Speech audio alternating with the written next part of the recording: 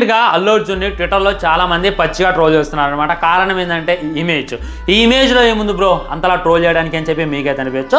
జాగ్రత్తగా అబ్జర్వ్ చేసినట్లయితే మన అల్లు అర్జున్ అన్న క్రాస్ లైక్ సిలవన్ అయితే చైన్ లాగా వేసుకొని తిరగడం జరిగిందనమాట.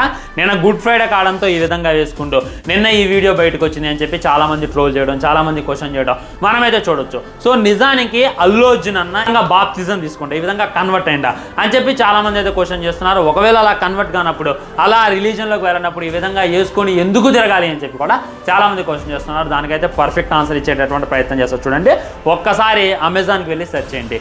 ఇది ఓన్లీ మతపరంగా కాదు, రిలీజన్ పరంగా కాదు, స్టైలిష్గా కూడా చాలా మంది వేస్తారనమాట.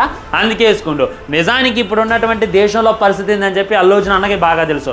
అలాంటప్పుడు నిజంగానే బాప్తిజం స్వీకరించిన, నిజంగానే ఆ మతంలోకి కన్వర్ట్ అయితే చాలా అంటే చాలా సీక్రెట్గా ఉంటాడు. అలాంటిది ఈ విధంగా బహిరంగంగా సెలవేసుకొని తిరగడం, అది ఏదైతే ఉందో జస్ట్ స్టైలిష్ అనమాట.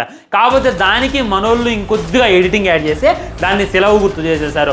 ఇక దాంతో చాలా మంది అల్లు అర్జున్ ట్రోల్ చేయడం, తిట్టడం లాంటిది అయితే నేను చూసారు. తప్పేంద్రా బాయ్, ఈ భారతదేశంలో పుట్టినప్పుడు ఇష్టం వచ్చినటువంటి మతాన్ని ఇష్టం వచ్చినంతసేపు ఆదరించవచ్చు, ఇష్టం వచ్చినటువంటి మతంలో కూడా వెళ్ళొచ్చు. అది బేసిక్. అసలు ఇది ఫేక్, ఇది అయినా కానీ దీన్ని పట్టుకొని అల్లు అర్జున్ అన్నని ఇంతలా ట్రోల్ చేస్తుంటే నిజంగా చాలా అంటే చాలా కోపం వచ్చింది నాకు. ఇది నమ్మమాకండి, ఇది 100% ఫేక్. ఒకవేళ నిజమైనా కానీ ఇది స్టైల్ కోసం చేసుకుంటూ అంతే.